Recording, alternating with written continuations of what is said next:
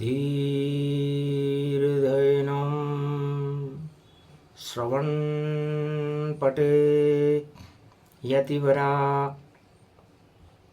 महावाक्य जनार्दन सच्चिदानन्दत्वं शरणं ब्रजेश यादवेन्द्रं दयादाता पुण्डरीक्षा क्षीरसागरशयनं कमलनयनं नमस्तुते नमामि श्रीहरि। धैर्य से जिसको धारण किया जाता है, कर्णपटुओं से जिनका पान किया जाता है, ऐसे सच्चिदानंद भगवान श्री यादवेंद्र सरकार को मैं नित्य ही चिंतन करता हूँ, नमन करता हूँ। जिनको नमन करने से मंगल आदि मंगल तो हो ही जाते हैं, साथ ही में बहुत बड़ा बल मिलता है मनुष्यों को। हे राम तुम्हारी स्तुति कलयुग में वाणी गाती है, हे दानवता का अंधकार उसमें प्रकाश फैलाती है। अब जन्म अयोध्या में और सूर्य वंश जन्माए हो, और बार कले अवतार राम तुम धरती पर यहाँ आए हो। जब राम राज भारत में हुआ, सारा ही विश्व जब सुखी हुआ। जब राम नहीं जग में रहता, तो अंधकार छा जाता है। तो कलयुग में राम कहीं नहीं है, आराम है। आराम का मतलब होता है आदमी भोगों में फंसा हुआ है, और भोग भगवान से उन सभी आत्माओं को दूर कर देते हैं और उनका पतन हो जाता है। भोग रहित जब जगत बने, तब ही भगवान प्रगटते हैं।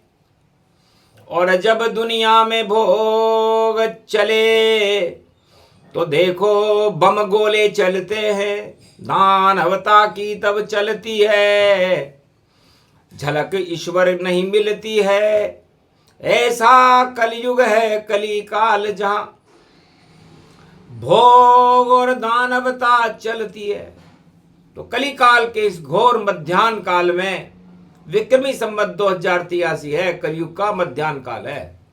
सब कुछ उल्टा जगत में, भोग है घर घर जाए, सारा जग फंसा भोग में, भगवान कहाँ से आए। तो भोग भगवान से दूर कर देता है, और जब भगवान इस संसार से दूर हो जाते हैं, आत्माओं से दूर हो जाते हैं, तो कलिकाल शनि का चक्र चले मीन में, और मीन प्रलय गति पाया है।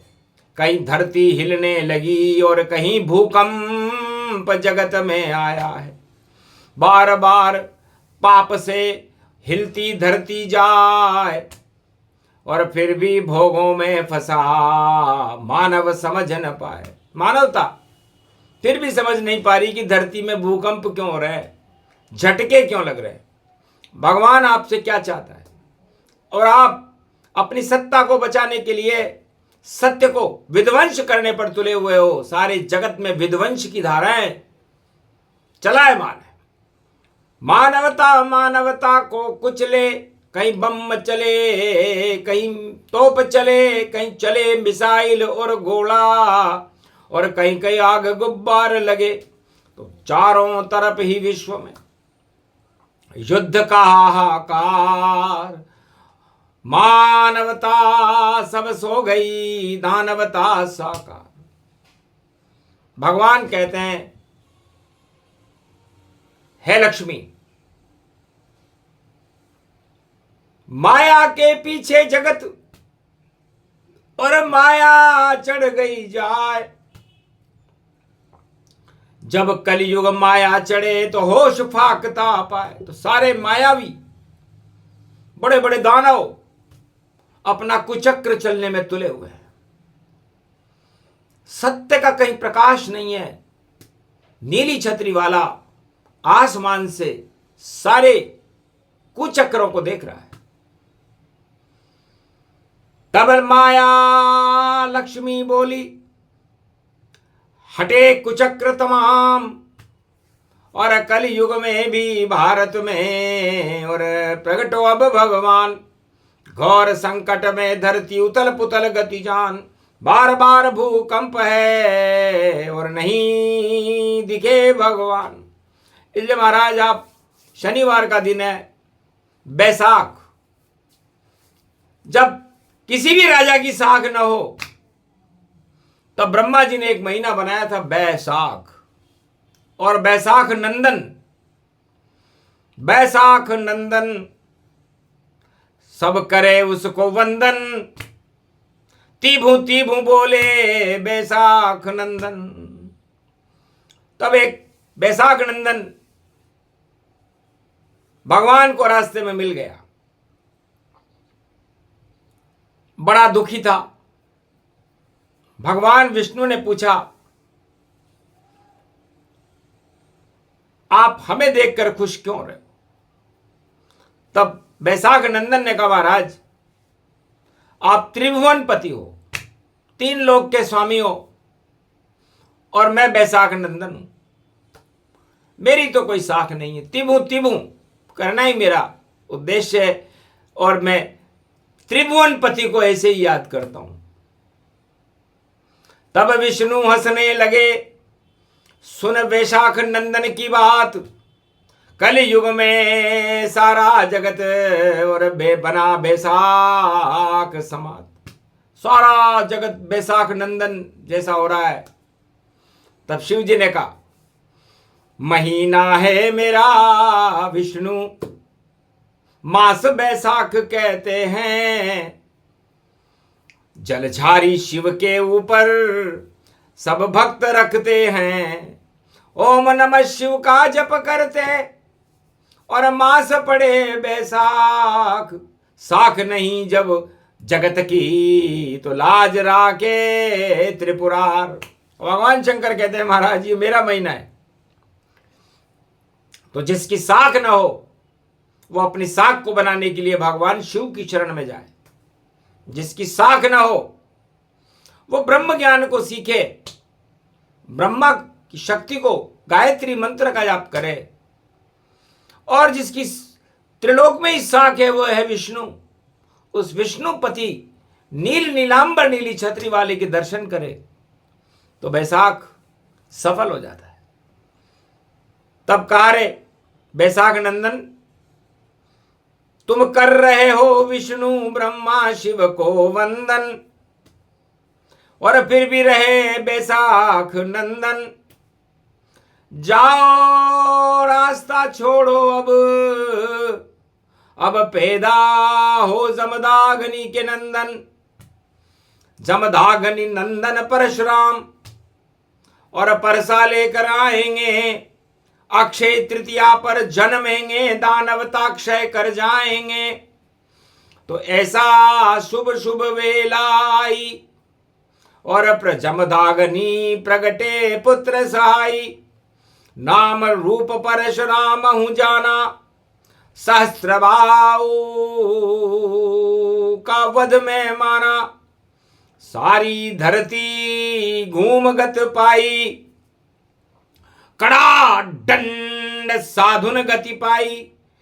क्षत्रिय वंश 21 बार कर दिया पृथ्वी विहीन, और कोई राजा नहीं बचा, सब राजा देखे दीन। जब परशुराम जी का जन्म बैसाख में हुआ तब उन्होंने देखा राजाओं की तो कोई साख ही नहीं है, सारे राजा भोग में व्यस्त है, और मेरा जन्म हो चुका है, और मेरा नाम परशुराम है, परहित में ही मेरा जीवन है। और जिस धरती पर मेरा जन्म हुआ है वहां राम नजर ना आए तो मैं कोड़ों से कूटता हूं, परसे से ठोकता हूं। तो हाथ उठाकर परसा ठोका, और राजाओं की गर्दन काट, खूब पिटाई करी राजाओं की, राजाओं के उड़ गए होश और हो गए बंदर बाट। इतने पिटे 21 बार और क्षत्रिविहीन पृथ्वी कर दी, और राम नाम की शक्ति देखो सारे विश्व में ही भर दी। जय जय जय जय परशुराम, तुम ब्रह्म वंश के ज्ञाता हो, और जगत में हो भगवान और चारों वेद के ज्ञाता हो। जब जब भी अधर्म हो जग में परशुराम आ जाते हैं, हाथ में कोड़ा हाथ में परसा, दानवता को मार गिराते हैं। तो जब भी दानवता बढ़े और जन में परशुराम, और परशुराम की शक्ति से शुभ होए सब काम। तो कलयुग में भी राजाओं की वही हालत है, और क्षत्रियहीन करने के लिए परशुराम खड़े हैं। अप्रैल में उनका जन्म है, जमदाग्नि के घर, कलयुग में 2083 विक्रमी संमत में। तो समझो, जहां सुमति तह संपत्ति नाना, जहां कुमति तह विपत निदाना। तो जहां सुमति तो कलयुग में कहीं नजर आ नहीं रही, सारे युद्ध लड़ने के लिए बेताब है, और प्रतिष्ठा का विषय बना रखा है बड़े बड़े राजाओं ने। जो श्रेष्ठ राजा हैं, अपने आप को भूपति बता रहे हैं, वह भूपति कुपति हो चुके हैं, कुपित हैं, बुद्धि उनमें है नहीं, और रावण जैसा बल दिखा रहे हैं, उनसे धनुष उठता नहीं।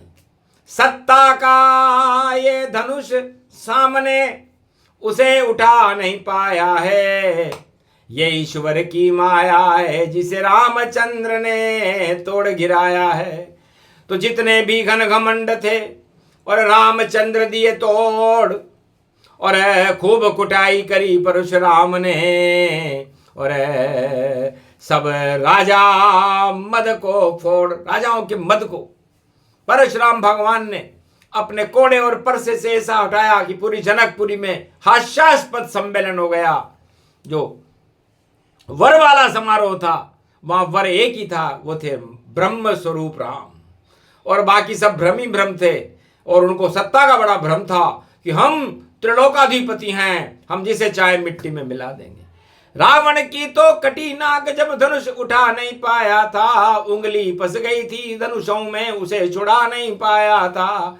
अरे राम राम की मन में जे जे कार बार बार लगाया था, तब हो गई कृपा राम की, तब उंगली छुड़ाव पाया था। वही हालत है कलयुग में भी राजाओं की, बुद्धि गौण, और माया में सत्ता में फंस गए सारे राजा बैठे मौन। अरे एक की चवन्नी चले नहीं भाई, बम गिरे मिसाइल गौन, चारों तरफ है हाहाकार और युद्ध समाधि व्यापक जोन। अब युद्ध से शक्ति का परीक्षण कर रहे। शक्ति का परीक्षण शांति से होता है, युद्ध से नहीं। और ये भगवान राम ने माया और ब्रह्म का मिलन जब त्रेता युग में हुआ, विश्वामित्र के सामने शांति से धनुष उठाया।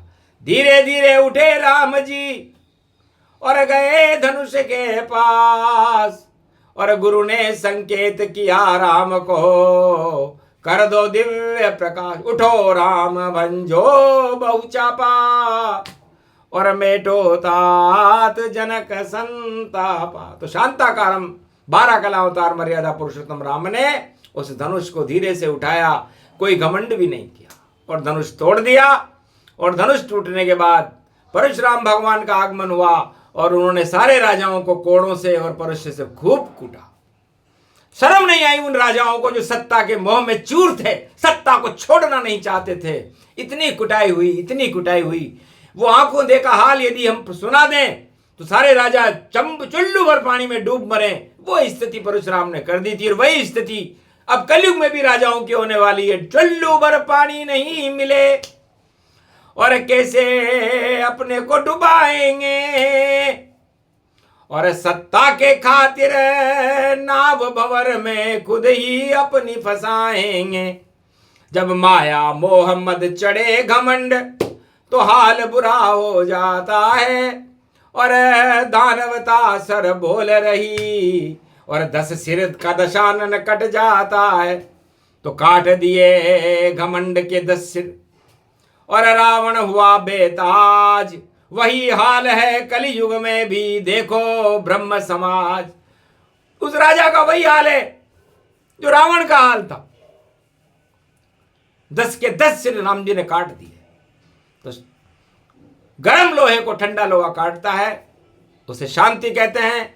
और परशुराम जी के हाथ में तो लोहे का फरसा रहता ही है, वो ठंडा लोहा है लेकिन वो बड़े गर्म है। और सहस्त्र भाव को काट दिया तो किसी राजा की क्या औकात है जो परशुराम से टकराए। इसलिए परशुराम की वाणी है, और छोड़ो राजाओं घमंड, वरना बुरे दिन आएंगे। और शक्ति घटे प्रचंड, शक्ति तो है शांति और शांति बल है राम। परशुराम भी प्रणाम करके पहुंचे बदरी धाम। परशुराम भगवान ने राम को प्रणाम किया और कहा, राम आप सत्य हो, मैं तो आपके बिना बुलाए इस शादी में आया हूं। मुझे तो राजा जनक ने निमंत्रण भी नहीं दिया, लेकिन मुझे आपके दर्शन करने थे। ये नर नाटक तो मैंने आपके दर्शन करने के लिए किया, और इन राजाओं की कुटाई की आपके सामने, ताकि आपके सामने शर्म से बोल न सकें कि भाई हमारी कुटाई कैसी हुई थी। हे राम, राम राज्य की स्थापना भारत में करो और दानवता की कुटाई करो, और मैंने भी दानवता की कुटाई करने का संकल्प ले रखा है। इसलिए कलयुग में भी घोर कुटाई परशुराम जी कर देंगे, और भारत में तो राम नाम का अमृत जल्दी भर देंगे। पूरी 21वीं शताब्दी भारत में स्वर्णिम काल है। कल्कि भगवान का अवतार भारत में प्रकाशमान होगा, और दानवता घुट घुट करके सांसें तोड़ देंगी, और पूरे विश्व में राम नाम का और कल्कि भगवान का प्रकाश होगा। ये घोषणा शनिवार के दिन कलयुग में भगवान नारायण ने लक्ष्मी जी को सुनाई, और शांति का बिगुल बजने लगा। युद्ध की ज्वालाएं समाप्त हो गई, भूकंप हट गए, और भारत में राम राज्य की स्थापना हुई।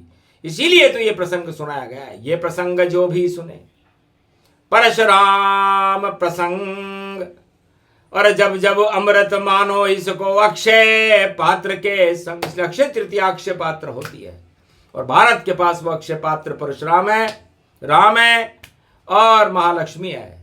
इसे माया और ब्रह्म का ये प्रसंग हमने सुनाया। इस प्रसंग को सुनने से अमृतत्व की प्राप्ति होती है, शांति होती है, युद्ध की ज्वालाएं हट जाती हैं, राजाओं का मद घट जाता है, और सारा घमंड ही चला जाए एक पल में पाताल। परशुराम अक्षय तृतीया पर खड़े दानवता बन काल, दानवता का काल बनकर खड़े हुए हैं। इसलिए परशुराम भगवान की जय हो, भारत का कल्याण हो, विश्व में शांति हो, और कल्कि भगवान का भारत में प्रकाश हो। बोलो जय श्री राम।